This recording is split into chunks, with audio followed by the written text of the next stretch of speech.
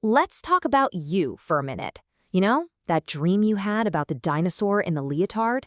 Or how about that thing you said that you knew you shouldn't have said? Or even weirder, the thing you didn't know you were going to say until it was already out of your mouth.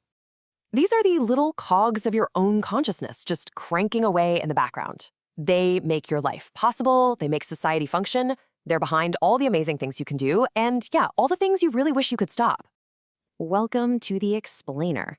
Today, we're going to peek inside that complex machine between your ears and uncover the story of how we even began to study it. First up, we're going to explore some of the huge questions your own mind is asking every single day.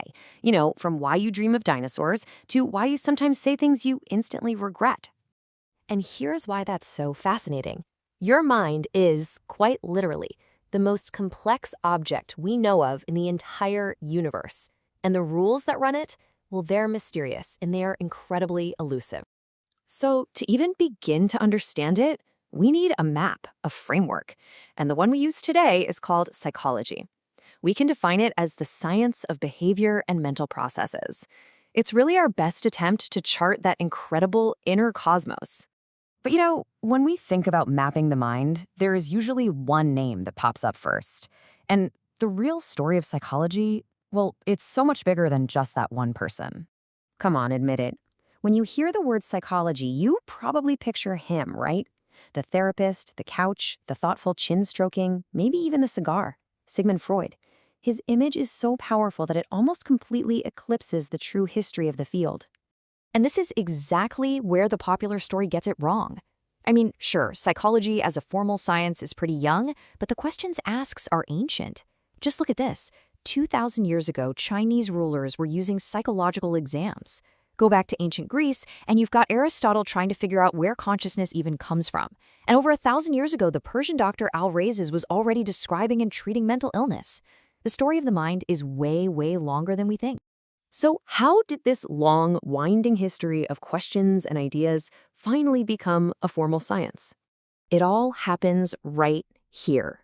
The year is 1879.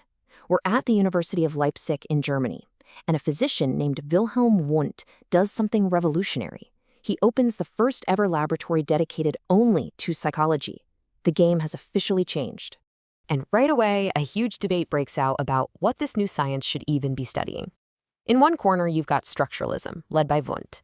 Their big question was, what is the mind made of?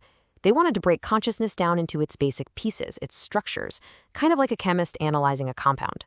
On the other side, though, you have functionalism, led by the brilliant William James.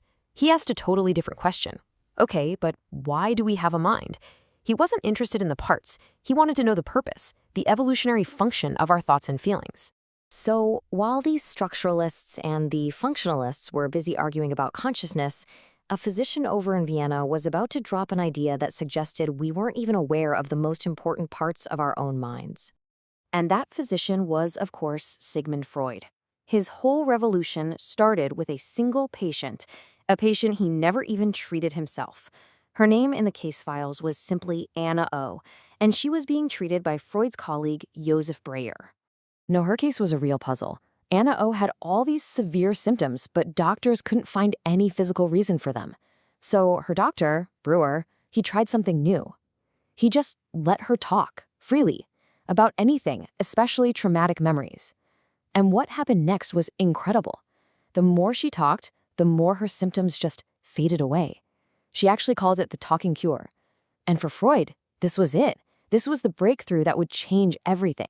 This became the foundation for his entire theory of psychoanalysis. And the big idea, the radical idea, was that our personalities, our fears, our hopes, our desires, are all shaped by this powerful hidden force, the unconscious, a part of our mind that we can't directly access and don't even know is there. You have to understand just how crazy this sounded back in 1900. This was as reality-bending as Darwin's theory of evolution. The very idea that you are being driven by a part of your own mind that you don't even know exists, it was wild. It was invisible, it was unprovable, and to a lot of people, it seemed completely nuts. And yeah, not everyone was buying it.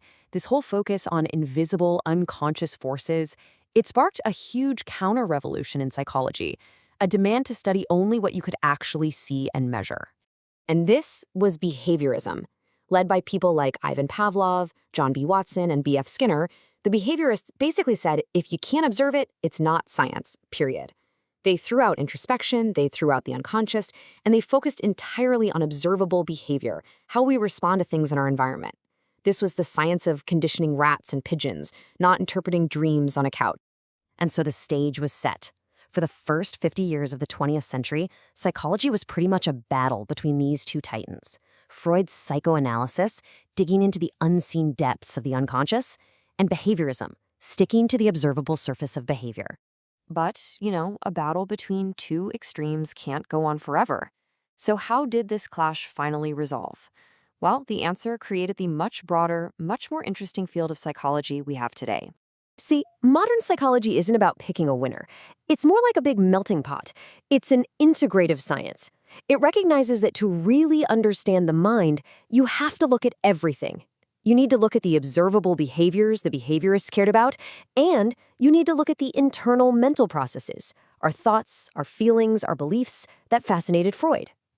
It uses all these different tools to ask better, more complete questions. And honestly, the subject deserves that kind of approach. Listen to this quote from the Harvard astronomer Owen Gingerich. This is a man who has looked out into the farthest reaches of space, and he concluded that the human brain is, quote, by far the most complex physical object known to us in the entire cosmos. And you've got one, just knocking around inside your head. The single most complex thing in the known universe is what you're using right now to listen to my voice, to think about what to have for lunch. And what that really means? Well, that's a question we're all still trying to answer.